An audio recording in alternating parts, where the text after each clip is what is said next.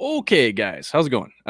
Today we're just gonna do this is kind of like a quick impromptu podcast. I got Andrew Canales coming on from Houses for Warriors. Again, I just want to say today is brought to you by TKL Knives. You go to tklknives.com, you go check out some pretty sweet knives. You want to buy a knife, just use promo code Warrior and you will get 10% off, and 10% will get donated to Warriors Next Adventure. So check that out. Also, I'm going to be doing I'm going to be co-commentating a shooting competition for Houses for Warriors out in Evergreen, Colorado on November 8th. I'm so excited for this. I've never commentated a gun show before, so it should be fun. With all the podcasting I do and everything, I think I'll do okay. Well, we'll see. Maybe I'll suck. So today, the main reason for this podcast is I'm talking with Andrew from Houses for Warriors about how to start a nonprofit.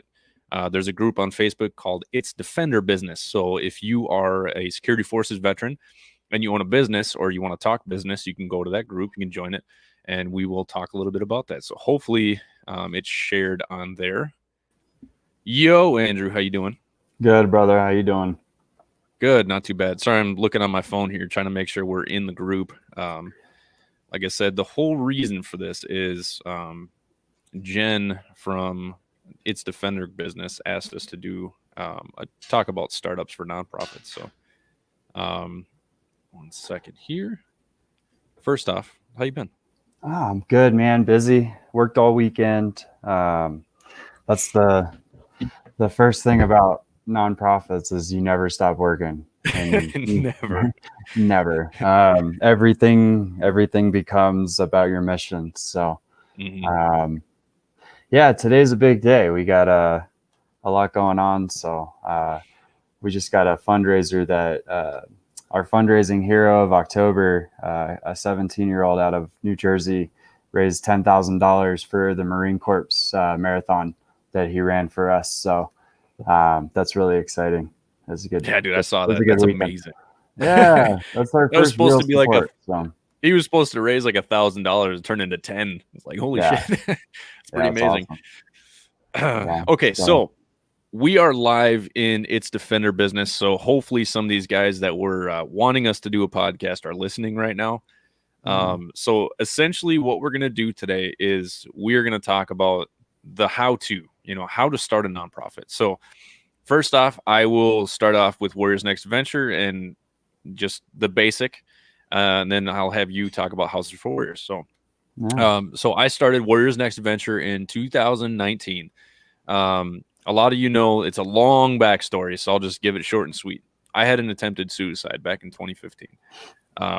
Unfortunately, there's a lot of veterans who have gone down that path. I was not doing great. My life wasn't going the way I wanted it to.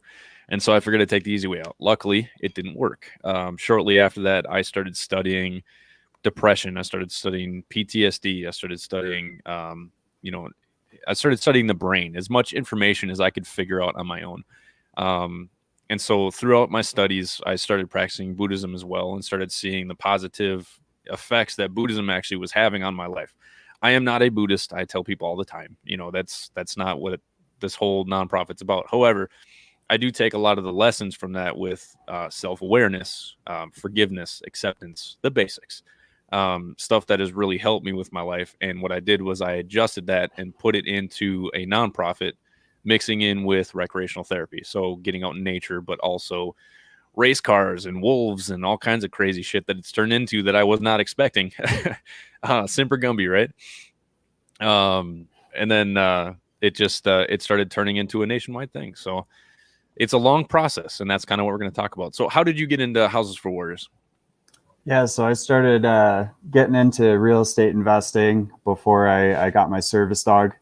And I'm not going to get into the long, drawn-out story of what led me to get a service dog. But, PTSD for 8 years and finally got some help and found a Canines for Warriors. And I had never really been involved with nonprofits in the past. I've never gotten help from a nonprofit. And I spent 3 weeks at Canines for Warriors in Jacksonville, Florida. And when I was done, I was like, I have to get involved in nonprofits. like the 3 weeks there with the, the brothers I made, the other veterans getting service dogs, and just the warrior managers, and all of it was just so eye-opening for what's considered a high impact nonprofit, what's Yeah. considered you know a true mission for good. And so, yeah, I felt like my life changed so much just in those 3 weeks that everything I was learning in real estate investing, I turned it into a nonprofit, and um, went through the steps of applying, and found a lawyer, found a consultant to put all the paperwork together, and found my board members, and we launched, and then getting it off the ground is much harder than getting it started. I'm sure Oh man. the paperwork Yeah. is easy. That's the really the easiest part of all of it, is just getting your IRS tax exempt status. I thought once we had a tax exempt status, that money would just start flooding in from everyone Yeah, I know, right? who It wanted does not work like that. to get involved. Yeah, it doesn't at all. Relationship building, and Yeah. coming from being a pretty isolated person, and introverted, Yeah. it's been a lot of change in my life, and growing and healing and connecting to other people, and Yeah. that's kind of how I got it started. You And kind of have to break that introvert spell. You can't be an yeah, introvert and run a nonprofit. You you gotta can't. ask for money. Exactly, and they have to like you to give you money too. So Yeah, exactly. they have to, and of course they have to, connect to the mission, and Yeah. and so building that mission took a long time. Even after, I mean, we had an idea of what the mission would be for Houses for Warriors. I wanted to improve the quality of life for homeless veterans and injured veterans that needed housing, and that's been the whole goal. But to accomplish that mission, it's like to really make an impact, to be a highly impactful nonprofit, and to build the trust that it takes Yeah. to get donors to back you. It takes a lot of work. It takes a lot of work, and a lot of rapport building, and a lot of communication skills, and following up, and then following through with what you're going to do and what you say you're going to Yeah. do. Networking And is so important. yeah, networking is one of the biggest challenges in my life. So it's been a lot to kind of come out of that shell and find Yeah. that new shell, and grow. So it's been really good. I'm sure I it's think been the same for you too. Yeah, absolutely. I mean, one of the biggest things has been collaboration. Obviously, I'm coming out to Yeah, co-commentate your shooting competition in yeah, Evergreen. That's November 8th. yeah. Man, I cannot wait to come out there. I'm excited to meet you in person too. So I that'll know be we've fun. been talking for a long time now, and we haven't even actually met. But it's in Lakewood. I live in Evergreen, so you're Oh, coming to okay, hang my out bad. with me in Evergreen. But then we'll be down in Lakewood, closer to Okay, Denver for the okay. competition. But it's my first big What's event too, so is I'm it? excited Nice. to have you as a part of it. Like, Well, I'm honored, man. I'm yeah, excited. Hopefully I don't ruin it with my dirty mouth. I'll do my best to keep it clean. yeah. I Hopefully our can keep viewers it clean. okay. It's not that hard. No, I'm excited, dude, because I have a bunch of vets who I met up with when I was down in Colorado to climb Mount Elbert, and then Hmm. also at Team Chaotic. So Team Chaotic Combat Sports is a jujitsu gym down in Fountain, and it's like 90% active and veterans. So Yeah, um that's awesome. weird. Hold on one second here. We're having a technical issue. Okay, we're good. So I made a lot of connections in Colorado, and because I was there, I started posting in the Colorado Veterans group just to try to networking a little bit. I've gotten like 19 podcasts out of that, because there's a lot of people that really want to talk about veterans issues. And so I'm willing to have on anybody who wants to come on to talk about veterans issues, even if they have nothing to offer. If they just want to come on and talk, I'm cool with Hmm. that, because the whole process of with this podcast, this has been my main marketing push. So a lot of people you need to understand with nonprofits, you need to be able to get your message out there, right? And so what I do is I get veterans, in a secluded, in the woods or climbing to a waterfall or something along those lines, and I talk about my process. I'd talk about my thoughts and my theories. And I'm like, you know what? Why don't I try another therapy, for myself and start a podcast? Joe Rogan says everybody should start one. So screw it. Why not? Why don't I start one? I'm slightly interesting, I guess. I had a few people say that I should wear a mask though, because I'm ugly. But whatever, Grow your beard out more, but no, man. so it's been nice. But no, so it's been nice because I've been using podcasting as a way to market, and so like talking to you and hearing your mindset and everything like that, man, you should start one too. Shit. You got, you got charisma. Of you, yeah, well, because of you, I started my StreamYard account and I got my graphics all put up for the live stream, and I've been interviewing veterans that were trying to help. So we did one. We did I messed up and I only went live on YouTube. Forgot to go live on Facebook, so I had to post it. But we had a veteran who he lost his house his condo in a building fire, and his insurance is only giving him like 20 grand for his items and his belongings, but he owes a mortgage on a condo that doesn't exist anymore. And so, like, I don't know if it's going to work the way it works for you and your organization but trying to find new ways like that to market and create a connection to the veterans we're helping and the donors that are watching is kind of the goal. And growing the following has been a challenge because we've been struggling. I've been struggling to get out of my shell to get on camera. And so you do well, man. This is the second one we've done, but we've talked a bunch of times, and you have a great mindset. So I mean, I would say just be yourself. Yeah, that's essentially what I'm trying to do, and I'm going to be on the Crisis in America podcast, and they got picked up by a national radio station and are number one for the last 9 weeks, and they have over 10 million listeners for their shows. So we'll be doing that on Tuesday, and then it'll get edited and recorded, and I think it'll get dropped a couple weeks after. So that's super exciting, and it's when is that? Tomorrow, actually. Better get ready. Yeah, and then it should take 2 weeks to get it like published on the radio station. Oh, that sucks. It's right after your competition. I know. That's okay though, man. I think I still think it's going to be really, really good. And just building content like you said is really good marketing. So definitely going to try to take advantage of that with the StreamYard software, and I love that tool, man. You can put videos in there and screen share, and it's really cool. So yeah, I actually just figured out screen share last week. Oh, really? That was the first thing I did, man. I think you're the one that showed me. I'm like, oh, cool. Well, you can add your videos because I'm just trying to keep it like. Yeah, like I'm just trying to keep it basic, but I'm like, oh God, how can I incorporate that? That's awesome. So thank you for that. I think one of the biggest things that people need to know about starting a nonprofit is you need to be in it for the right reasons. I've seen a lot of people that are not in the nonprofit world for the right reasons.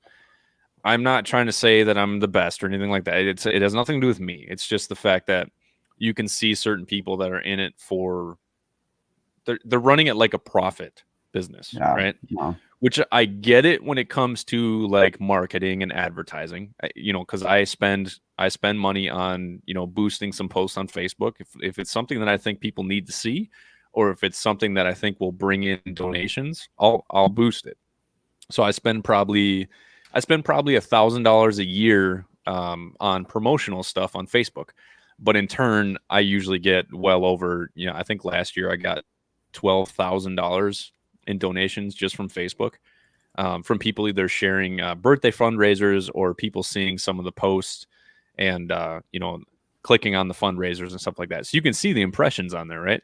So if you're going to start a nonprofit, you really need to think about advertising, because if people don't see what your goal and your mission is, how are they going to donate to you? They need to know who you are. They need to hear your heart. They need to hear where you're coming from. And so I chose to use this podcast as a way to put my heart out there, and to put out my mission. But on top of that, I'm a huge smart ass. So I have to really be careful with that too, because I like to bring the whole comedy side in as well.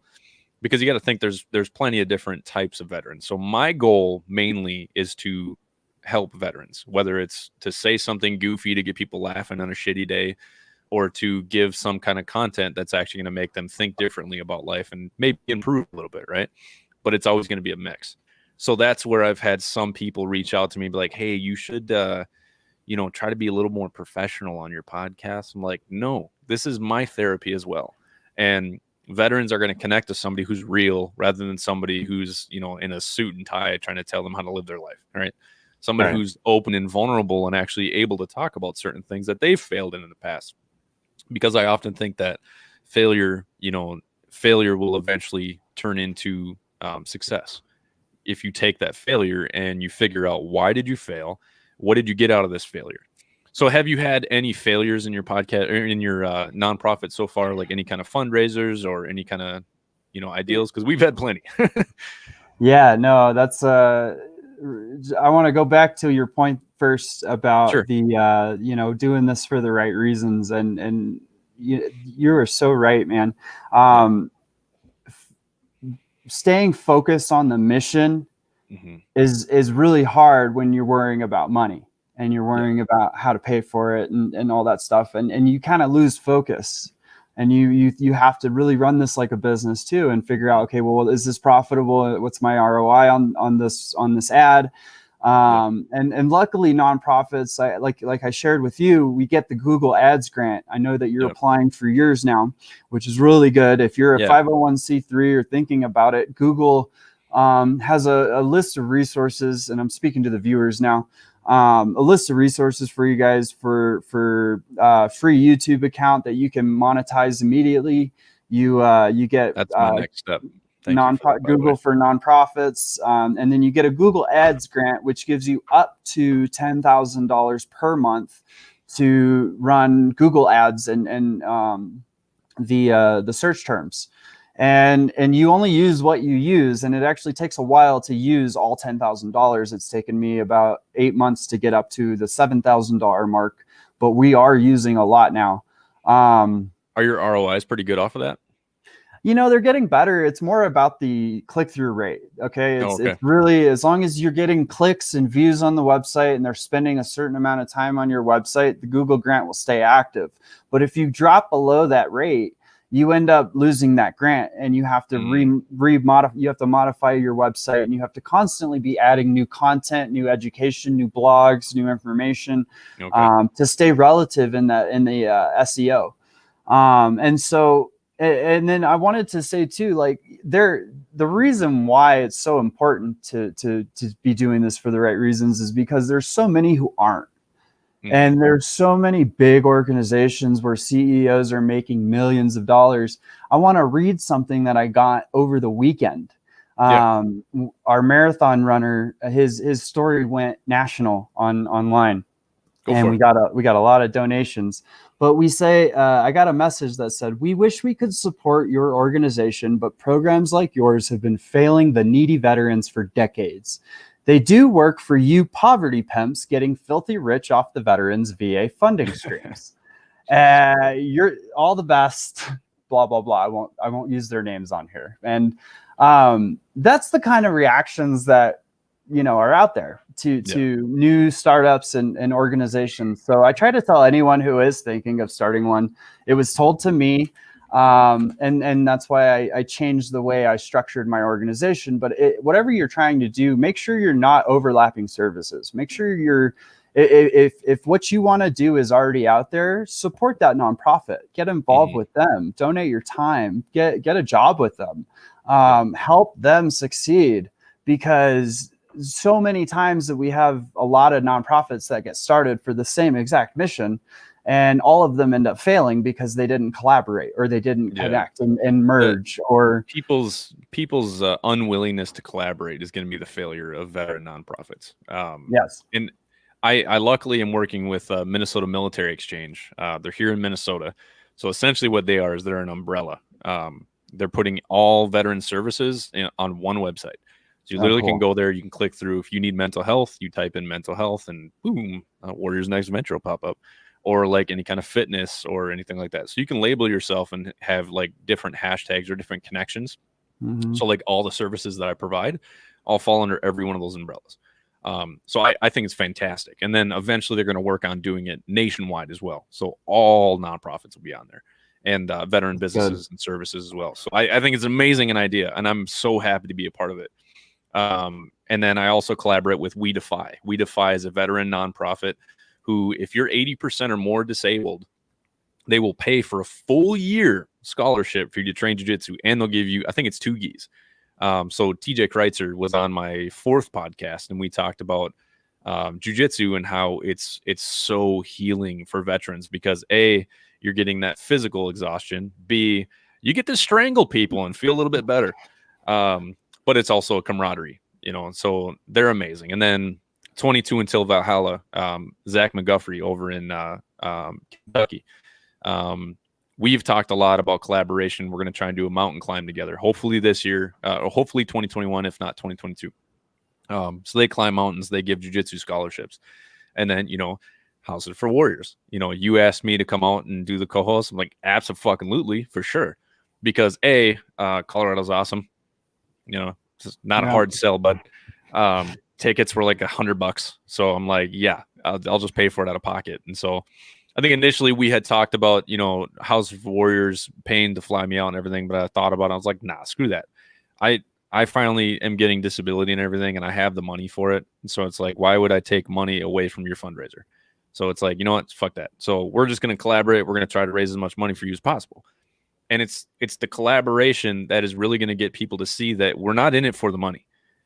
Yes, what you need to do is going to take a lot of money, because you're going to do a lot of fucking good with it, and so I'm going to do whatever I can to try and help you raise that money. And so what I do with Warriors Next Adventure is I say I help veterans, right? You're a veteran, you run a nonprofit. Why would I not help you? Well, and you guys need a property. Like it's right in line with what we're doing. So if I can find you a property in Montana to expand your program, like that's what I'm going to do too. So it's all about helping each other, man. And that's when you mentioned, you asked me about my failures, and I failed to really jump into this at the beginning, like to make the changes that I needed to interact with people and be social and connect. And, and I learned from that and getting a lot better at it. And one of my biggest failures was, I took on my first project in February, and there was a Army veteran who was diagnosed with spinal cancer and just north of Denver. And his home was destroyed by a hailstorm. He had holes in the roof, holes in the skylights, mold growing everywhere. He was confined to his living room because he couldn't fit down the hallway in his wheelchair to his bedroom. And just the house was in rough shape. It was damaged by cigarette smoke. And I felt so much for him and being in that situation. And I fell in love with this guy. Like, he was such a good guy. He's so funny and just so good hearted. And I was like, all right, we're doing everything we can. And I was able to organize a volunteer renovation for him. And, I made a lot of mistakes in that. There was with COVID, I didn't expect my volunteers wouldn't show up. Like, that wasn't something I had planned for. We had, I'm not going to drop too many names, but we had some civil engineers that were with the reserves. I won't tell you what branch, but they were supposed to come down and they didn't make it. So we lost like 15 civil engineers that were going to help us do this project. That sucks. Getting people to show up is always rough. Especially during COVID too. So exactly. All in all, what was supposed to take 2 weeks, it took me 5 weeks. And I spent a couple of those weeks there by myself working on this project. And moving forward, we're actually becoming a licensed contracting company this week. Just hired a GC, and the GC's joining our board, and he is obtaining the license for our organization. And we're already starting on the scope of work for the next project, which the VA will fund on this next one. And Really? so, yeah, so we're getting How did VA. you get that? So just when we get our VA builder's ID, we'll qualify for the builder's grant, the special adaptive housing grant. Dude, And that what is that amazing. does, yeah, our next veteran already got approved for it. He's a Nice. Vietnam veteran who was poisoned with Agent Orange, and he's quadriplegic now, so he's paralyzed from the neck down. Yeah. And we're gonna take that burden off of the family, the wife who's taking care of him, who gets him in and out of that chair, and the daughter. Nice. And we're gonna build him a home edition with all the equipment to lift him in and out of the chair, to roll-in shower, and Dude, that's amazing. the VA's floating 70% of the bill. So we're still looking for sponsors to do that, and we're working on that side. And I have a roofer that does the roofs for free. And again, just collaborating with these other veteran companies and nonprofits to make this happen. I want to give a shout out to David Reif with Santan Woodworks LLC, because he donated these really badass conceal cases that you put in your wall. They look kind of like my flag back here. However, they slide up and you get you can hide your pistols in there and stuff. And he donated that for our shooting competition. Oh, dude, that's awesome. He's a fellow defender. He found me on this, and I was able to talk him into hooking us up. So, David, thank you, brother. Santan Woodworks, you guys are awesome. Those are beautiful too, man.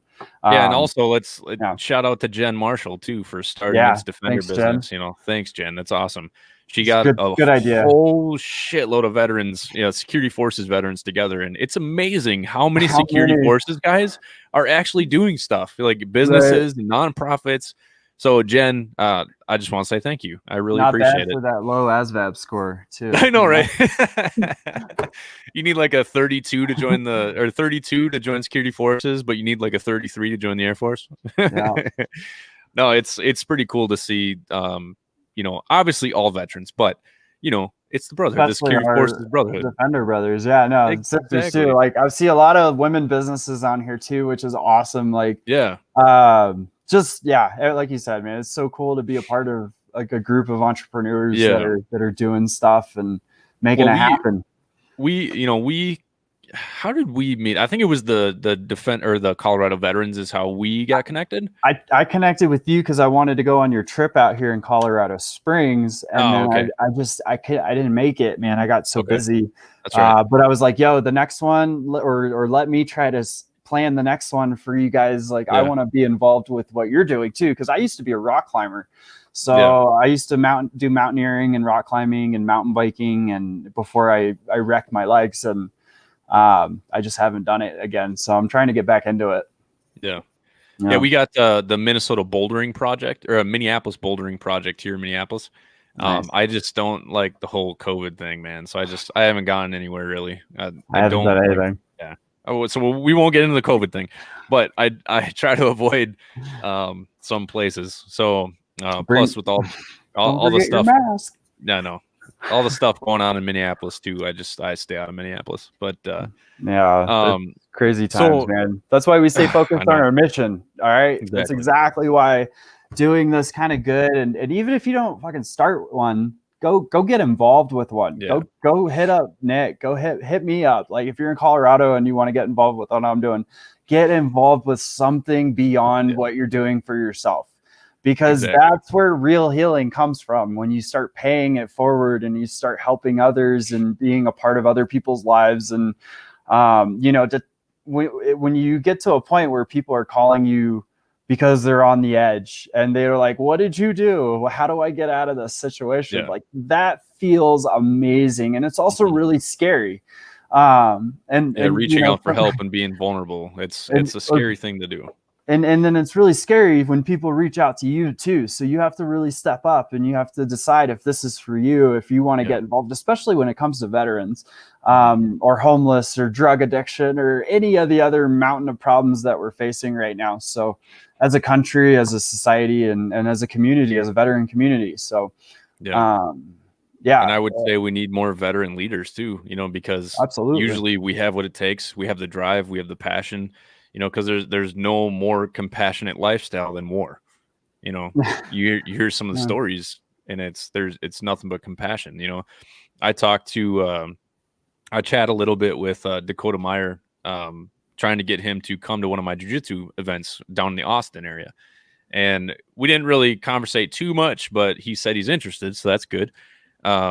But listening to his story and everything like that, when you hear about everything he went through, right, to just doing anything to save his brothers, to smashing a dude's face in with a fucking rock, like just to save your brothers, like literally doing anything and risking your life just to save the people that you love.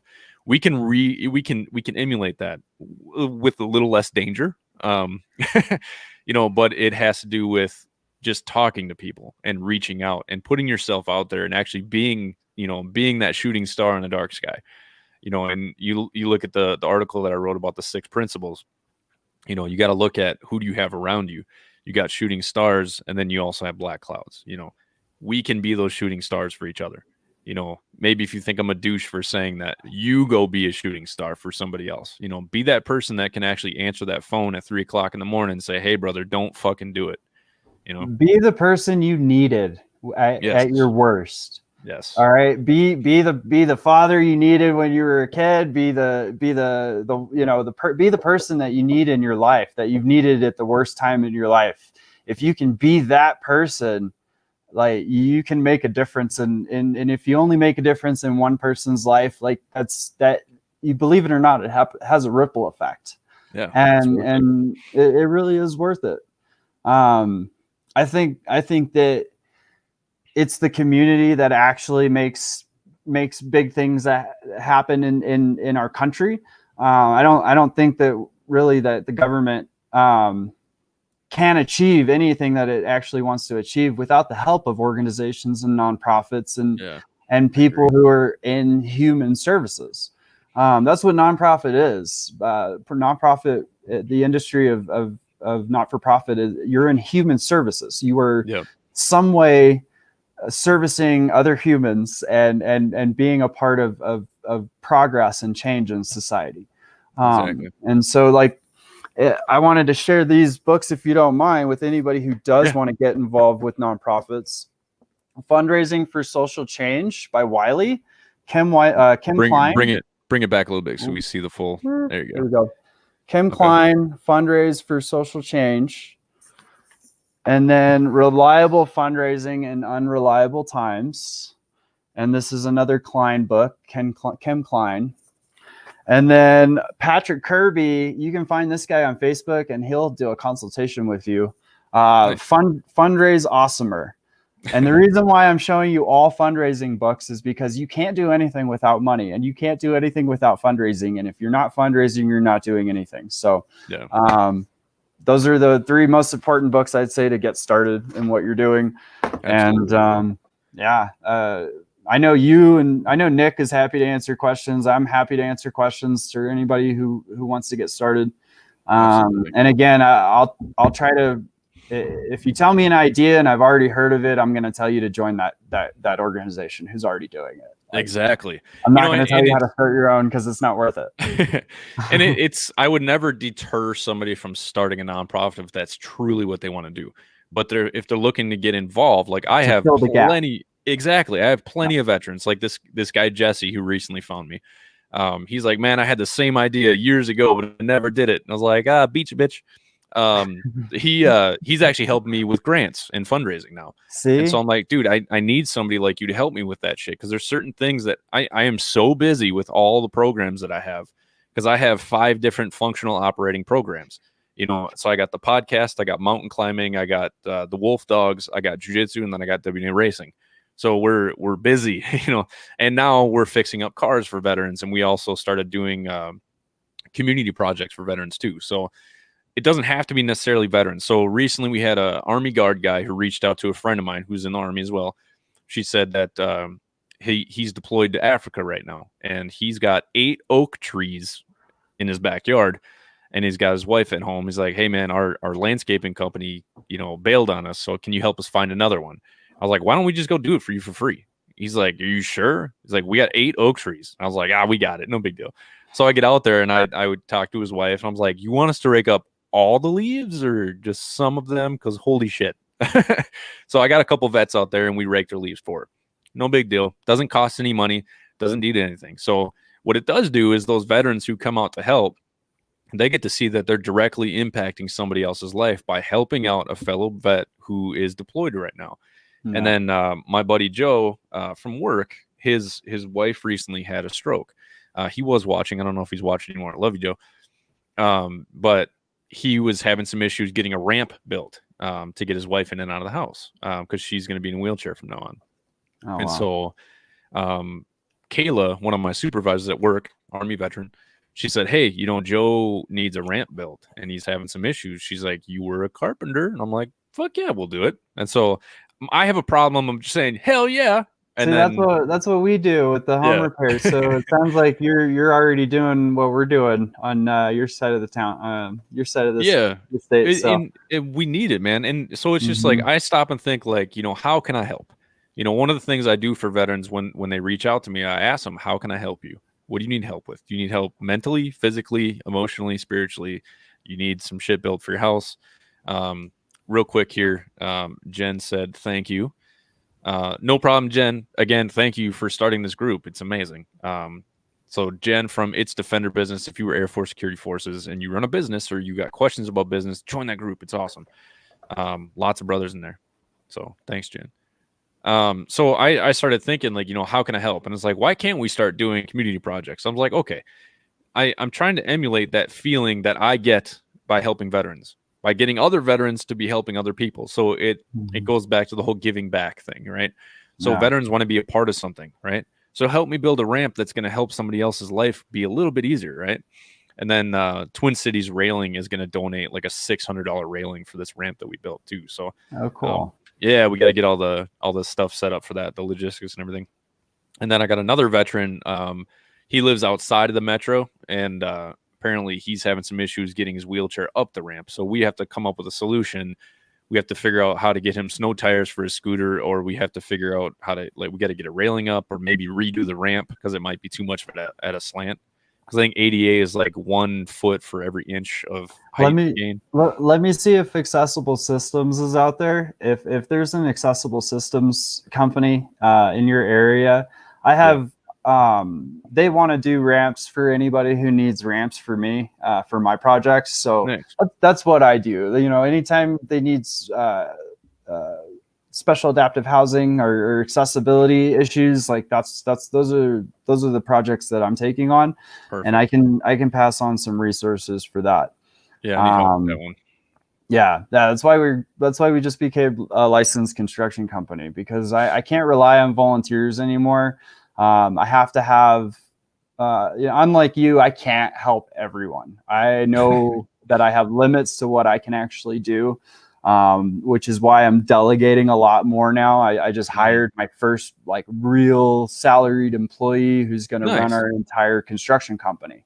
That's awesome, dude. And so he's our superintendent, and he's getting us our license and joining the board. So as soon as I get a volunteer coordinator, I'm going to have somebody run all of the volunteers and all of the events and projects, and then an event coordinator, and slowly build a real team. Because I can't. As much as it's great to have volunteers and people that donate their time, it's like, as beautiful as that is and generous as that is, it's not reliable. It's not reliable. It's yes. not sustainable. And so that's why, with our last fundraiser that we had, we got some money towards our next project and our next house. We're still trying to buy that middle school. I'm putting in my letter of intent today. Are you really? Yeah. Oh man, we didn't we didn't get the funds to do an actual offer yet, but so we're throwing in this letter of intent. And if the city says yes, if you can get the money, we'll sell it to you. Then we're going to reach out to our investors and try to get that money. So well, let me know if that's a thing, man, because I will do everything I can to help you raise that money, dude. Thanks, man. Yeah, we'll see. It's we're looking at, we need 175 by mid-November if we're gonna make it happen. So, but hopefully our 175,000. Yep. Hey, that'll be a 90,000 rich people. So, rich people watching this. Hey. So, real quick, talk about what you want to do with this middle school. Yeah, so we're turning it into housing for between 50 and 75 veterans. We're going to have little 4 to 6 bedroom studio apartments within the school. And then we'll use the vocational spaces for woodworking, welding. It comes with a track and field that we're going to use for greenhouse gardening and agricultural programs, a commercial kitchen to teach culinary and chef training. And then a whole computer and IT training. So getting them equipped with the business essentials to work in the 21st century these days, learning how to do, these live streams and Zoom calls and manage PowerPoint and Word and Excel and basically all the essentials. And then we're partnering with Warrior now, who's going to be running our mental health side. So they have clinical staff now. And every veteran would get attached to a mentor for accountability reasons and for, just coaching and general mentorship from veterans. So if you're a veteran and if you've come out of this on top and you're successful and you feel like you got a good head on your shoulders, warriornow.org is looking for as many veteran mentors as possible. They do a weekly buddy check call. And essentially, they're trying to expand their programs and get more people who can be mentors. So, do you know the president of Warrior Now, or do you know who runs it? Yeah. So, can you Brian, connect us? Yeah, I'll connect you for sure. He'll probably want to be on your podcast too. And yeah, that's what I was thinking. Yeah, absolutely. But yeah, it's a big, ambitious project. The equity we're building in the actual building should get me the funding I need. We could potentially build $10 million in equity in the building and then be able to use that equity to grow and sustain our organization, as well as if we get VA funding for that, then we'll be getting a per diem grant as well. So we'll be getting about $1 million a year to house these veterans from the VA if we get approved for that grant. Wow, man. Yeah. Big things, dude. It's $50 per day per veteran. So if we have 70 veterans in there, we're able to sustain and pay for the program. So, and that'll help you from having to focus most of your time on fundraising too, because then the fundraising will just be extra. Yeah, I want to. And that you could use that for other projects. I want to look at the net. Honestly, once we get up and running and we get through the first class of veterans, I'm going to be thinking about the next building and the next location. So. Yeah. Are you going to try to go outstate, or are you going to try to go somewhere else, or stay probably Colorado Springs first for a second location, because they have so many veterans down there. Huge population of veterans, especially homeless veterans. Yeah. They end up in Colorado Springs. I don't know. And then I think it was from that South Park episode, but they just stopped and started going to California. Well, and I know like Kansas, or the Wichita area is pretty big. And there's a current nonprofit. So again, back to collaborating and how we're doing this. I found one really successful nonprofit that's actually transitioning veterans permanently. They have 100% success rate, and they're out of Wichita, Kansas. They're called Passageways Ltd. And they bought a small house like 5 years ago, and they started putting veterans in there 9 at a time. And slowly but surely, between 3 and 9 months is the average time, and they have a full transition. And then they get donors, getting their own space and everything like that. They get them hooked up into their own space, and at this point, they have a big storage container full of furniture, or like a storage unit. And when the veteran moves into their own place, they get to go to the storage unit and pick out all the furniture that they want to bring into their apartment, and it's theirs, and it's all donated. And so that's kind of the goal. That's amazing. That we want to have places for these veterans to go when they get out of our program. And a lot of the times veterans that go through like substance abuse programs or mental health treatments, they get to a good place where they can leave those programs, but then where do they go? Where what's the next step? Usually if they don't have any of those next steps laid out for them, or they don't have a plan, they end up going right back to the habits that they just fixed. Yeah. Using it as coping mechanisms instead of learning new healthy ones.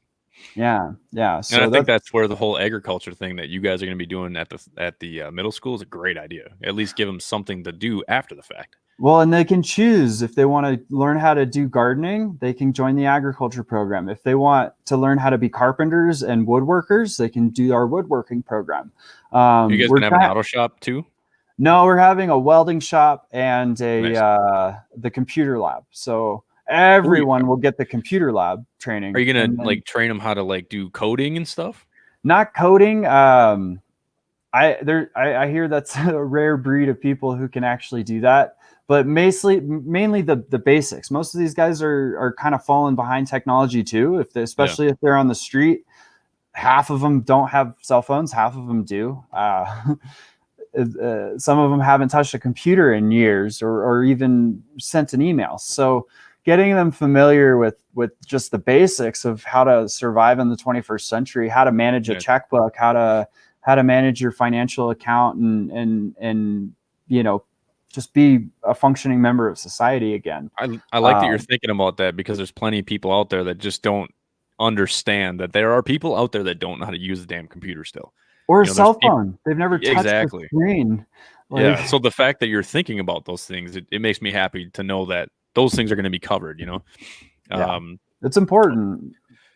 Yeah, absolutely. So, okay. The whole purpose of this was to say how to start one, right? So we talked a lot about, the heart that you need, the drive that you need, some fundraising. We also talked about projects and expansions and everything like that.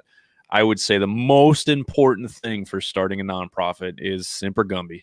Always be flexible. Understand that it's going to evolve. And you have to understand, like Warriors Next Adventure, like a lot of people don't understand, was initially supposed to be a travel blog. I was just going to travel and I was going to blog about it, try to get veterans to start traveling again. That's it. It wasn't even going to be a business. And then after I wrote my first blog, my first like 3 blogs, and then I took a couple veterans with me to go climb Eagle Mountain in northern Minnesota. I'm like, I got to do this full time. I got to take veterans with me. And so that's how WNA evolved. And then I found a wolf sanctuary. Now we're playing with wolves. And then we incorporated jiu-jitsu. And then eventually I bought a race car. So now I'm a race car driver. And then I donate 100% of my earnings to the nonprofit. So far, I'm a professional race car driver. My first paycheck was $35. So, I'm a pro now. There you go. It's real. Dude, it was so funny because I was telling NASCAR better look out. I know, right? I was telling one guy, I was like, yeah, I'm a pro. He's like, oh, bro, how much money do you make? I was like, total of $35. He's like, oh, what? I don't even think that covers your gas, though. So No. technically, you're in the red right now. I know, right? Well, But one thing I forgot. Go ahead. Go ahead. One thing I forgot to mention too, because you mentioned you brought us back to the whole point of this conversation. You need 3 people to start a nonprofit. Yes, you can't start it by yourself. So let's go to the step by step. I want to cover this. So step by step, what I'll go over the basics of what I did until I actually got approved for the 501c3, and then I want you to go through yours because I know there's different processes. So here in Minnesota, I wasn't 100% sure how to do it. So Warriors Next Adventure Incorporated was created. I used Swift filings online. Super easy. You tell them what you want to do. You write up a mission statement. You tell them everything. You give them all your board of directors information. Andrew, like you were saying, sorry, I didn't mean to cut you off. I wanted to make it a step by step. Yeah. So you have to have, like Andrew was saying, you need 3 people to start a nonprofit. You need you and then 2 board members. So you need 3 board members minimum. So that's the minimum. I would recommend having 2 people that you can trust with your life initially. You need 2 people that will literally do anything for you, that believe in your mission, that understand your mission, but also will not vote you out of your own nonprofit, because I've heard of that happening. That's terrifying. Yeah. So I have 4 board members now. I added another one recently. His name is Will. He has raised a lot of money for us. He's the one that actually planned all the logistics for the St. Croix River trip. Me and him canoed the entire St. Croix River. He did all logistics for it. And I was like, all right, you're great at logistics. You got a lot of shit that I need. Would you want to be a part of my nonprofit? And he's like, yeah. He's not super enthusiastic. He's like, yeah, that'll be great. I was like, God damn, like I was expecting like a woo or something. So I got 4 board members, myself included. When it comes to any kind of salary communication down the road, I will not be a part of that. I will opt out of that voting because I'm not going to be the one responsible of choosing my own salary. That's not fair to the nonprofit. I can't justify any kind of salary right now. And until I can justify it, meaning I have the funds and I have the need, I'm not going to spend an inappropriate money. So I've told my board until I have a constant flow and we have the absolute need for me to be able to do this full time, then we'll do that. Luckily, I finally started going to the VA and I should be likely moving up to about 100% disabled, which a lot of people who know me understand why. I got a lot of heart issues and a few other things going on. So that I'll be able to quit my job and do this full time. So you have to think about, how are you going to get this done? Because I work about 100 hours a week. You're going to have to understand that you are going to work. You fill out the SWIFT filing. You have your 3 board members. From there, SWIFT filings, they did all the legal. So what they are is they're like, what's the word I'm looking for? They are like your filing agent. So you need a filing agent to actually file your paperwork and to have like legal representation. So SWIFT filings, it's like $459 to file for your corporation, your incorporate. Once you do that, then you'll get approved for everything, and then it's like an extra 100 or something like that. So they file everything. So it costs about $550 to get a business started. That's at least here in Minnesota. After that, then you can apply for the 1023 Easy. So now, if you're, I can't remember the exact description of who's allowed to file, but if the majority of your donations are going to be coming from just people, you qualify for the 1023 Easy, and it's very easy to fill out. You just need your articles of incorporation. You need your bylaws. Bylaws are very important if you have an underwriter or somebody who is really smart at doing that shit. Luckily, SWIFT filings can do that for you. I chose to do that because wording things is not good for me. I'm not good at that stuff. So they handled the majority of that. And then once I filed my 1023 EZ, I did it myself. That cost 200 and oh god, I want to do the exact numbers.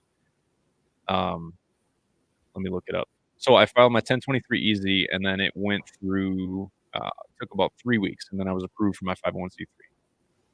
So that's how I got started. So what was your A to B to getting approved?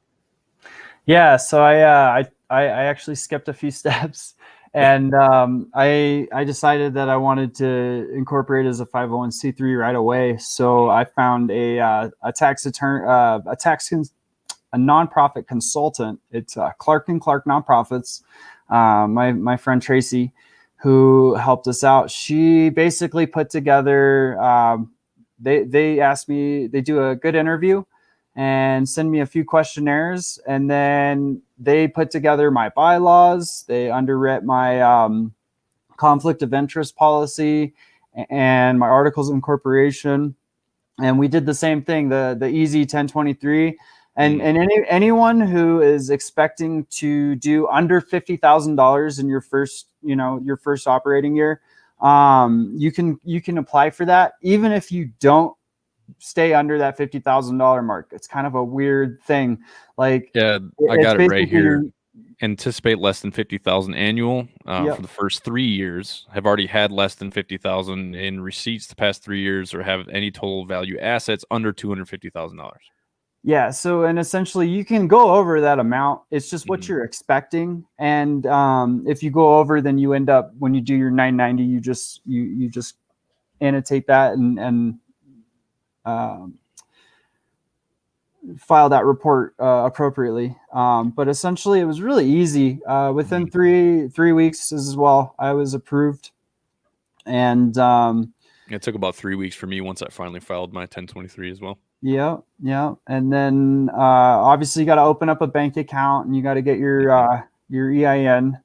And Tracy did, my friend Tracy did all that for me. So we were able to, I think I paid $750 total, and that was for her consultation, putting together the paperwork, and then I paid the $500 or the state fee as well.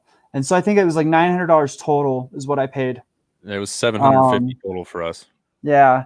And then I enrolled immediately into college and started going to school for nonprofit management and a degree in human services. So that's been a big help too. Um, just kind of learning all the pieces I didn't know about this, and um, how to structure the board. And then as far as the conflict of interest too, is, with the real estate investing, I had already started kind of investing. So explain the conflict of interest stuff. yeah, just like it sounds, it's to make sure that there's no conflict of interest between the board members and the money coming in. So if I'm advertising that I'm buying houses for the organization, and I go and actually buy that house myself, then I'm using the organization to market my own real estate investing, and that's a conflict. So I'm not allowed to do that.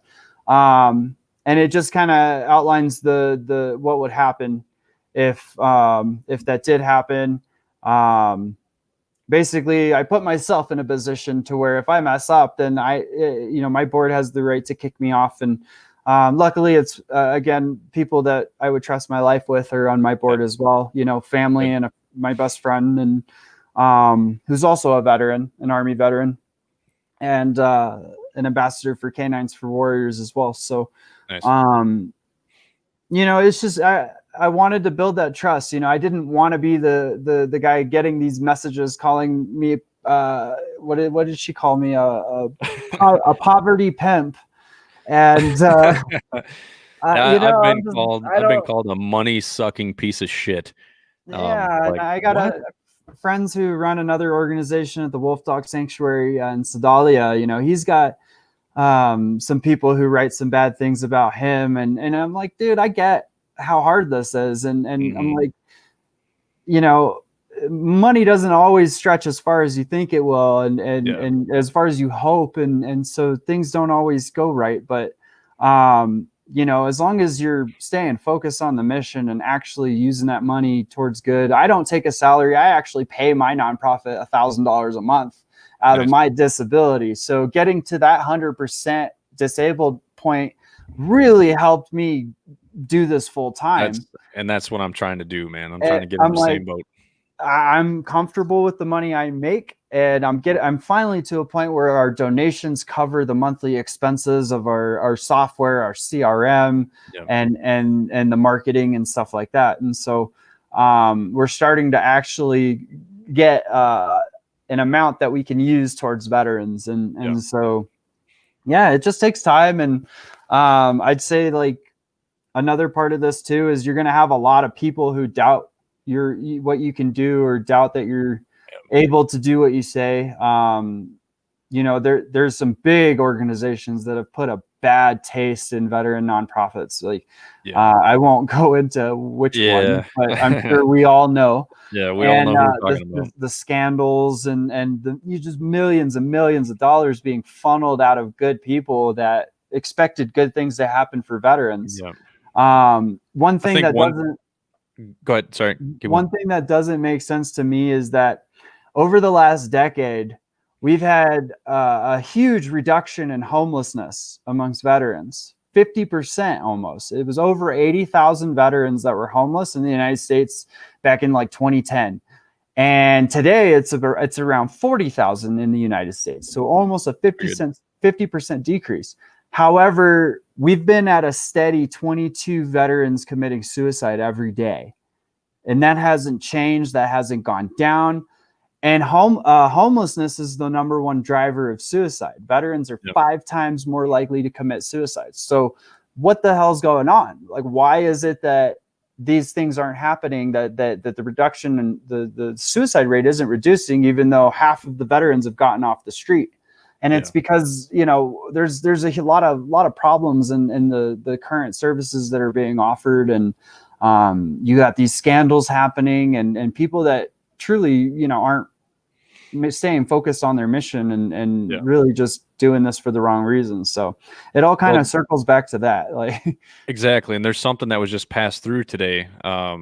again, not to get political, I don't care who it was, but the president recently signed something. There's a bill that was just signed in with Morin was his name. I don't really know that guy, but it's the Veteran Mental Health and Suicide Prevention Law. So essentially, what it will do is, let me get down to the basics.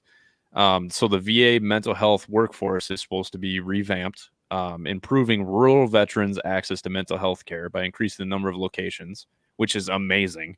And then implementing pilot programs to provide veterans access complementary integrative health programs through animal therapy, agriculture or agritherapy, sports and recreational therapy, art therapy, and post-traumatic growth. Yeah, And that's then both. That's for both of us, brother. exactly. I And just saw that then too. I'm excited. on top of that, I'll say it. Trump's been dumping money into the veteran community since he got into office, and he anybody really who has. says this doesn't understand what's happening. They don't see No. the grants I and the agree. money for human trafficking and the money Mhm. for the veteran programs. He's trying to Yep. triple the homeless grant, so Good. that more organizations can buy middle schools like we are. So we're really hoping we can get that. But Well, this glad to piece hear right that. here really helps us. Establishing grant program that requires the VA to collaborate with community organizations across the country already serving veterans. This collaboration, sorry, TBI, I can't read well, will result in identification of veterans who are at risk of suicide and will provide the ability to intervene with preventative services like us. Yeah. So And this is it's huge new for us, stuff. man. Yeah, it's opening so many doors for people like us. So I'm so happy that I read that. My girlfriend sent me that this morning. She's like, "This should make you happy." I'm like, send "It me absolutely a did." copy of what you found too, because I'll Yeah, send you I'll what I send you the got link. on that too. I found the grant information on that stuff and when it's Nice. going to come out. So Did you? Yeah, I don't have that yet. So please, I'll share you the article. you need to get registered with sam.gov and get your Sam.gov. you need to get your DUNS number and your essentially you need to get in the system of awards management so that you Okay. can bid on projects and receive Nice. grants and apply for federal funding. So I am a part of the Military One Source. So if you go to Military One Source, I should pop up in there. cool. My buddy Zach McGuffrey from 22 until Valhalla got accepted into the VA, so that he's now part of. He's working with I the love VA. those shirts, dude. What's that? I love those shirts, the Valhalla Yeah. shirts, man. I love what they're doing over there. I've been trying to connect with them too. With Zach. Yeah. Yeah, I can connect you guys. Zach's cool as shit. Yeah, hook us up, man. I gotta get going, man. We could me too. do this I gotta for pick my daughter up. we could do this for hours, but Yeah. it's always good talking to you, man, and For sure. sharing our experiences. And yeah, I'm looking forward to seeing you, brother. For sure. I'm gonna definitely have you on the podcast quite a few more times. We got a lot we got to talk about. Yeah, let's chat again before you head out. Yeah, man. I'll make you some dinner when I get there on Saturday. Thanks, brother. All right, man. We'll talk soon. Later. Hey guys, thanks for listening. I appreciate it. So there's a lot of starting a nonprofit is very simple when it comes to the basics and the paperwork, right? But raising the funds and actually continuing the mission and making sure the mission continues effectively. There's been quite a few times where I've attempted to do something and it didn't quite work out, and I've had to answer up for it because sometimes you attempt things, people either don't show up or you don't have the funding for it, and so you have to back out of it. Unfortunately, I've had to do that a few times. Our yearly benefit was supposed to be November 14th at the Doghouse with a special guest band of Uncle Chunk for people in the Minnesota area. Everybody knows who they are. They're pretty awesome. Unfortunately, because of COVID, we're not going to be able to do it. So we are not going to be having a yearly fundraiser this year just because of COVID. And I don't want to, there's a lot of people that don't want to get infected. So I get it. So what I will be doing is starting a birthday fundraiser. My birthday is November 14th, and I'm totally going to use that as leverage for donations. So I'll be putting that out November 14th, or the week of November 14th and Veterans Day. I'm working out something with We Defy Foundation. I'm going to try to get a ruck march going for We Defy. Now, this has nothing to do with Warriors Next Adventure. However, I'm using this platform to tell you I want to set up a hike November 13th out in Stillwater. I want to go out to Arcola Trail and do a hike with a ruck march. So anybody in the Wisconsin, Minnesota area, I want everybody to meet up there at the St. Croix boom site, and we'll go out and do a hike. We'll hike out to a waterfall and we'll go check out some cool stuff while with rucksacks on. The whole point is to raise awareness for We Defy. So if you guys are interested in that, I'm going to be making an event today, and I'll be promoting that. As usual, we are brought to you by TKL Knives. You go to tklknives.com and you put in promo code Warrior. You'll get 10% off, and he will donate 10% to Warrior's Next Adventure. So you'll get a knife, and you'll also donate to a nonprofit.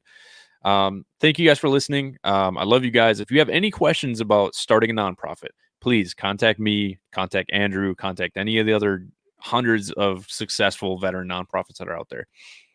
As usual, if you are struggling, find a way to help somebody else, because eventually it will come back to you. Reach out to a nonprofit, start doing some help with other nonprofits as well. Just get out there and get involved in your community. And as always, hashtag call 22. Call a brother every day for 22 days. Start the challenge. Get out there and do it. I love you guys. Thank you for